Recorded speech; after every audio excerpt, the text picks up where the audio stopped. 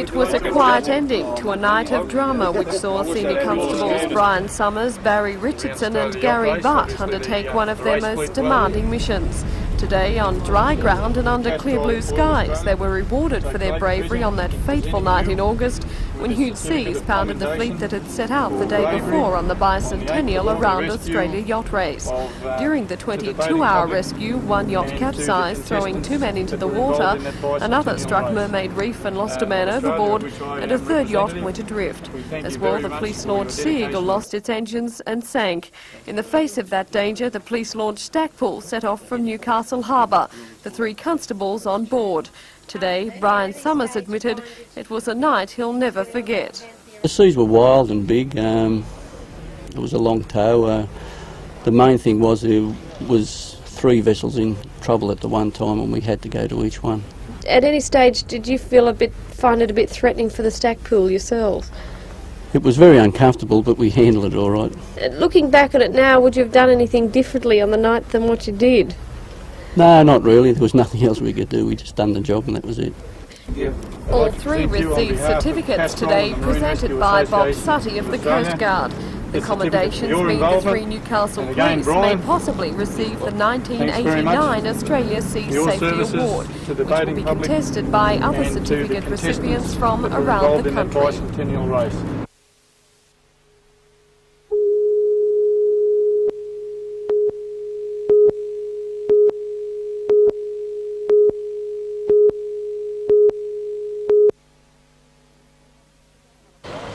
Telecom wants to encourage citizens to dob in people seen vandalising their equipment. 3 months ago, Danny Winters saw a teenager rifling a phone money box at Fassifern. He recognised the youth and reported him to Telecom. Today, Mr Winter received the $250 award.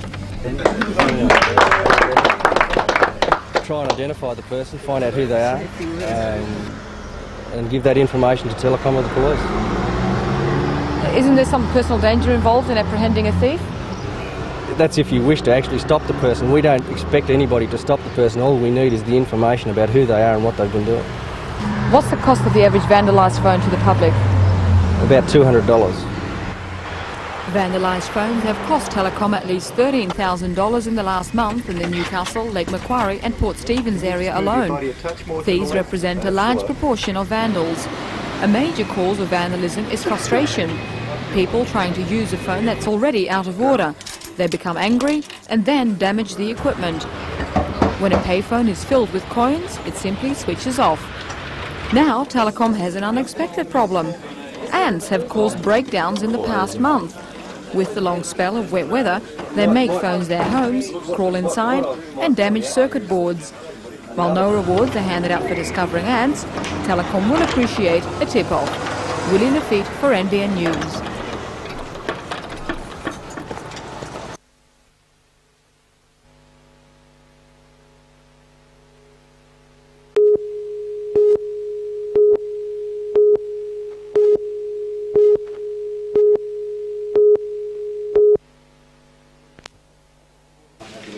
According to Terry Metherall, the education debate has died down, but Central Coast teachers unaware of this are fuming over bulging class sizes and scant resources.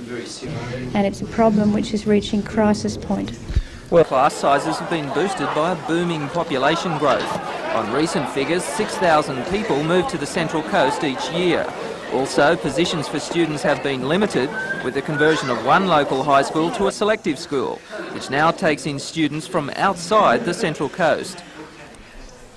On the Central Coast last year we had 12 comprehensive high schools. Since Gosford High School became selective, we now have 11 comprehensive high schools, so that has effectively removed a high school from this area. Dr Metherall says there is no instant answer. But at the moment the budget is very tight and class sizes will have to stay by and large as they are now. However, the Minister did promise an announcement in the next 2 months regarding 2 new schools at possible sites at Narara and North Gosford. Dr Metherall blames the previous government for the overcrowding, but that doesn't help parents from Lisarow High, who are concerned that with an estimated growth in students of nearly 50% in the next 3 years, their children won't get a decent education. When you're getting towards the year 1992, if something isn't done, our children are going to suffer. I know it's difficult, but to have a little bit of patience, because you can't build a school overnight and you can't catch up with 12 years of neglect in 1 year or 2 years.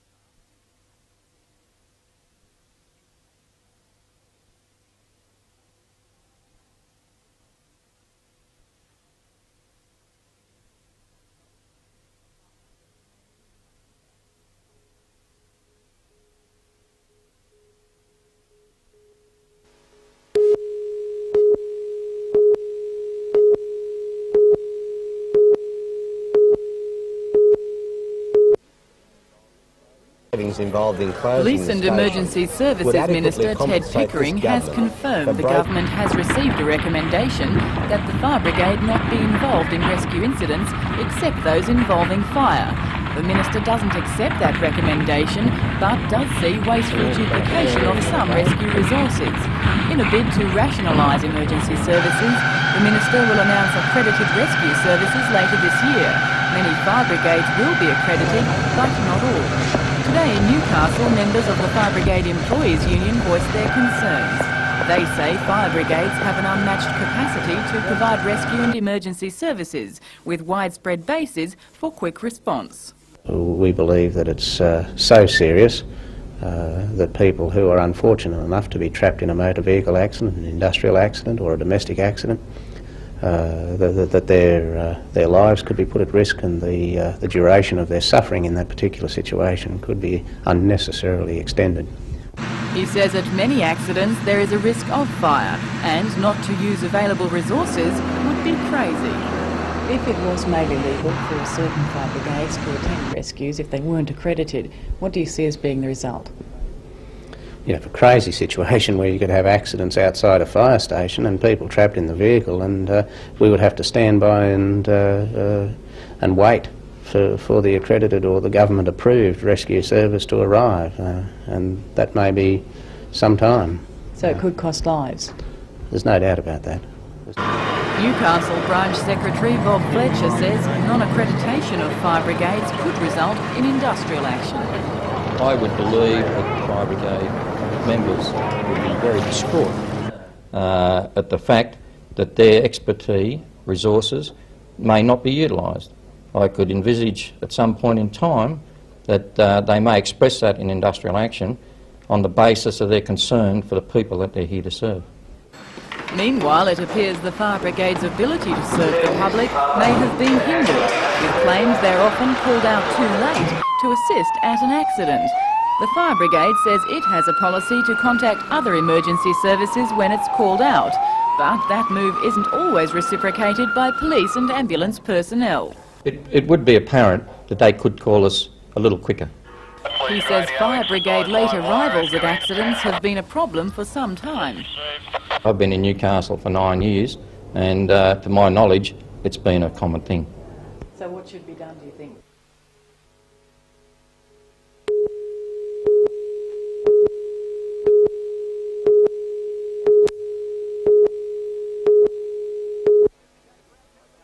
Vitalik outclassed a number of tomorrow's opponents when he brilliantly won last Saturday's Ansett Cup, and the extra 200 metres of tomorrow's race will be ideal for the informed sprinter. Another Victorian warned a solid finishing fourth behind Vitalik in the Ansett Cup should figure in the finish, while Robian still is a lightweight with a chance. Gary Harley's selections for the legs of the daily double at Eagle Farm, Babskay in the first leg and Constant Kingdom in the second. Classy Newcastle 4-year-old Diamond Benny has bright prospects in tomorrow's June Stakes at Randwick, despite an adverse barrier draw. Diamond Benny will start from the 15 alley, but has blistering speed, and Wayne Harris should have him in a winning position from the start. Add Nova Edition and Magic Gleam to Diamond Benny for the trifecta, and in the daily double, Spinnaker Bay in the first leg and General Reserve in the second. Racing in Newcastle is at Beaumont Park, and Gary likes Vogue's The Word and Alcasal for the daily double, and 5, 8 and 4, Alcasal, Globetrotter and Sports Store for the trifecta.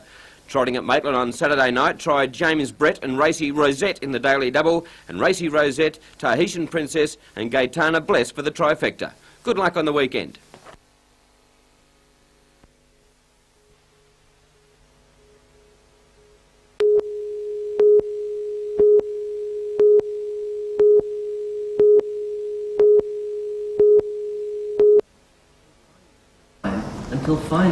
Dr. Roger Gifford was speaking at the public workshop on solutions to the global greenhouse in a bid to raise public awareness of a problem that's threatening our world.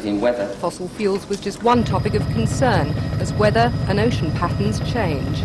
No necessity, I think, for the industry to start immediately thinking it has to, next year, stop mining or anything like that. That's clearly premature judgment to talk like that. But I think the industry has to think over the next decades that there will be international agreements to curtail CO2 emissions, which means curtailing the rate of fossil fuel coal consumption and exploitation. And he also warned that the stone fruit industry, which is expanding on the Central Coast, could also be in jeopardy. Stone fruit requires a cold spell in winter to establish the fruit in spring. Because of the greenhouse effect, this necessary chilling period may no longer happen. If an orchardist is thinking of grabbing out an orchard of peaches or cherries or whatever the stone fruit is, he should consult very closely with the Department of Agriculture to decide what species or variety to put in next. The workshop has attracted about 75 participants, who today and tomorrow will discuss possible global solutions. There are solutions, but they're very complex. Many of them involve a proper planning ahead of time by political and other decision makers. It's really up to the people, such as the people who are attending this workshop, to put pressure or indicate to those people that we want decisions made, we want planning ahead, so that if greenhouse comes upon us in, say, 40 years, we're ready for it. The Minister for Minerals and Energy, Neil Pickard, has offered $450,000 for research into the greenhouse effect, including the examination of alternative energy sources and the development of more efficient coal technologies.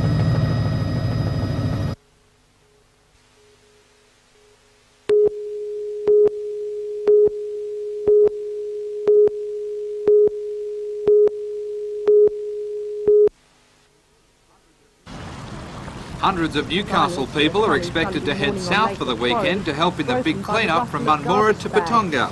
Teams of volunteers will assemble at various points to collect litter and remove rubbish from small creeks to beaches.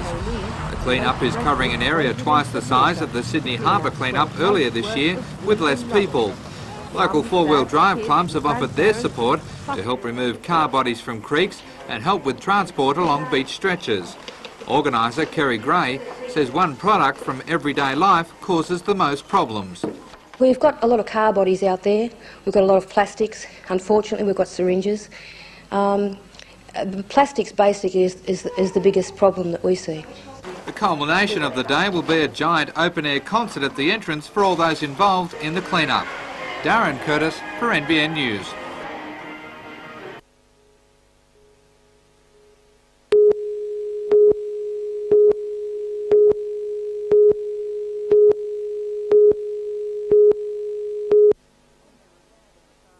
On their arrival this afternoon, Friendship Force Club members from Des Moines, Iowa were greeted by the Newcastle Lord Mayor for a civic reception at City Hall. The visiting Americans will spend the next week in the Newcastle district, staying with members of the Friendship Force Club of Newcastle.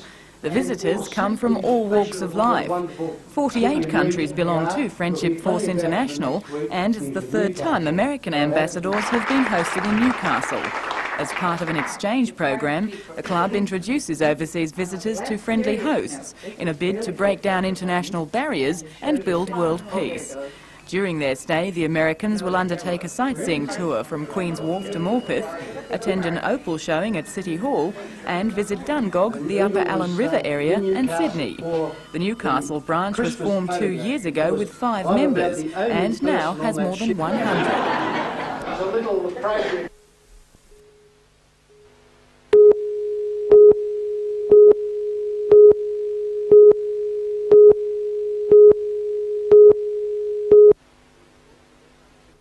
24 of the best under-15 rugby league teams from throughout the state are in Newcastle this weekend, contesting the Harold Matthews Cup, and as was to be expected, some soggy grounds were encountered. The Newcastle Knights team began their campaign against Manly, and although the Sea Eagles first grade team mightn't be doing too well, the kids from Manly turned it on to beat the Knights 28. In the second match, however, the youngsters poured it on to thrash North Sydney 34-0. At Tubemakers Ovals, the Northern New South Wales Amateur Soccer Association began their branch championships in the under-14 age division and 6 other groups. The all-age division is also being conducted. Lismore in the yellow were too good for the Macquarie team. Newcastle and Hunter drew 1-1. Central Coast won their match 2-1 over Macquarie, and Newcastle and Lismore drew 1-1. At Toronto, the Queen's Birthday Powerboat Regatta got underway, and it was wild and woolly for the boats on Lake Macquarie. The 25 horsepower boys found it tough going, but the inboards made a better fist of the rough conditions. The major races will be raced tomorrow and also on Monday. Going to be very close when they come through for a finish.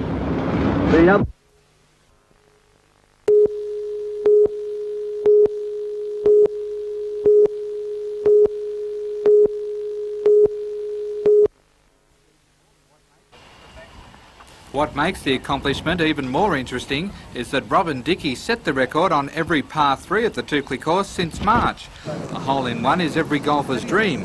However, Mrs Dickey says there was little celebration when she scored her 4th. I think there was 52 starters on that day. It was very wet, and 12 people finished. And we came into the clubhouse, and the captain and one other member was there. And I said, I got a hole-in-one. There was no excitement because there was no one there to share it with us. Mrs Dickey, who plays off a handicap of 12, says her love of golf has forced her to become a part-time housewife because she plays competition 3 days a week. And today Mrs Dickey was helping to organise the Toukley Sub-Junior Championship. The championship is run in conjunction with the Jack Newton Foundation and is designed to promote junior golf. 17-year-old Mark Hensby of Tamworth completed the 30 holes with a score of 122. While Cessnock Girl champion Dale Enerson performed well to take out her division with a final score of 139.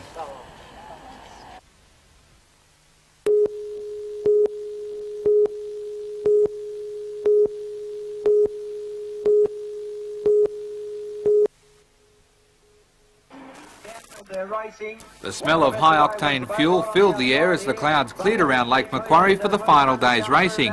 The Northern District's Point Score Cup was one of the most prized trophies, as a full field of 11 lined up for the moving start. Spread Eagle, driven by Toronto's Chris Hodge, needed only to finish in the first 3 to collect the points and wrap up the series. But as the boats pounded around the diamond-shaped course at 175 kilometres an hour, Hodge appeared to make a false calculation, believing he had to finish in only the top 4. Mittagong driver Cam Warner took advantage of Hodge backing off to guide his boat BP into first place and claim the title by a mere 6 points. Warner has recently installed a $78,000 NASCAR motor in his boat. That chews 15 litres of aviation fuel a race, so the win seemed to make it all worthwhile.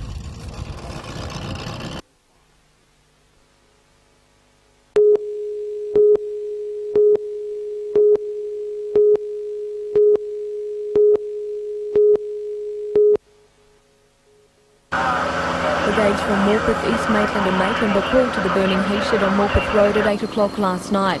Thick black smoke hampered efforts to control the blaze. The 3 brigades gained the upper hand around 1 o'clock this morning. 4 men and an engine remained on the scene till dawn to make sure the smouldering hay didn't flare up again. This morning, 2 front-end loaders and an earth mover were brought in to break up the 5,000 soggy bales, estimated to be worth around $20,000. The timber and iron shed which housed the bales was extensively damaged. A brigade spokesman says spontaneous ignition is the likely cause of the fire. An official investigation is underway.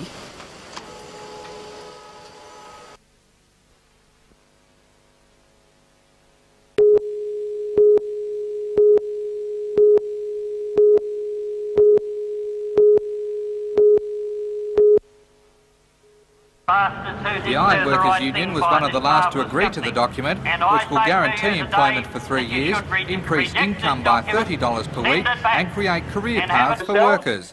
Nearly 2,500 workers packed into Dangar Park at Mayfield for the mass meeting that became quite heated at times as workers lashed out at union speakers and others voicing their opinions over the vote. A division was called and the vote was clearly decided. The agreement will be signed officially later this week with management and delegates from 4 other unions. Out there, stand up on here and make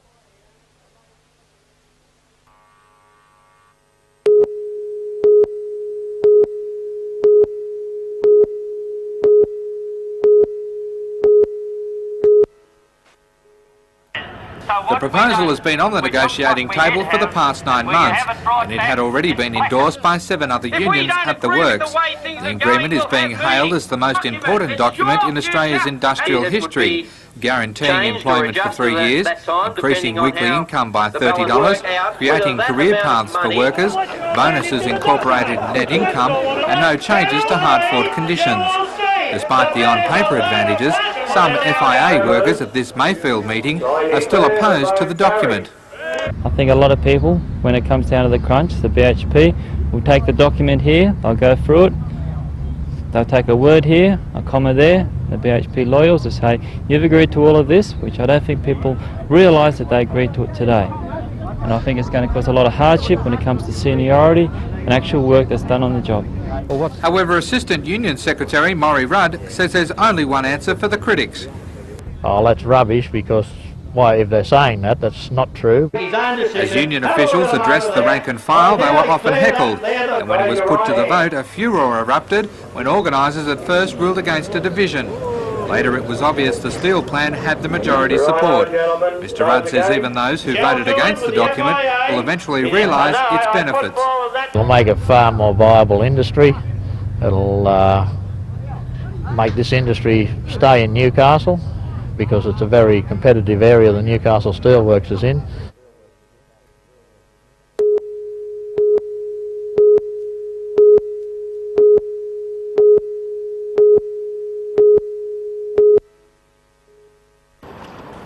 The Port of Newcastle is unique in its proximity to rural New South Wales. Within kilometres of a busy industrial setting is a belt of primary industry worth countless millions of dollars to Australia. Just one foreign disease could cause untold damage to fragile vineyards, fine horse studs, dairies and grazing land. Standing between them and agricultural disaster is the Customs Service and the Department of Agriculture's quarantine section. Quarantine officers say the hunter is fortunate that Newcastle is predominantly an export port. Most of its imports are connected with secondary industry. Anything destined for the country is scrupulously examined. Quarantine officers say they never know what to expect. This load of 4,500 tonnes of soybean meal contained more than it should have. Samples revealed several tonnes of corn kernels and wild burrs accidentally mixed up with the consignment. The stakes in quarantine control are almost incredibly high. One corn kernel like this has the potential to wipe out Australia's corn industry. It's been a long time since anything slipped into the environment through the port, but it has happened. Dairy farmers threatened by alligator weed in the Stockton district know only too well that the noxious plant turned up early this century after being dumped on our shores in ballast from South American coal ships. The Quarantine Service believes it has a good system, but its officers can't defend the country against an act of wanton sabotage or plain ignorance. Any crewman walking off any foreign ship in this port could be importing agricultural destruction. The quarantine officers rely on and work closely with customs officers in detecting livestock and plants aboard vessels. It's impossible to imagine that the Department of Agriculture isn't concerned by the questions raised by the Customs Service's own officers. Quarantine officers only work day work hours, that's until 5 p.m. each day, and then they're on a on-call basis, and therefore we're the eyes and ears for those people after hours. So if you take us away, there's also a quarantine risk for the valley. I'm Tom Hilston for NBN News.